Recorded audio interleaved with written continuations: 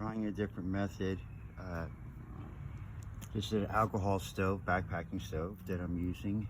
You can take out the canister and you can start a fire using leaves, bark, little branches. Trying different methods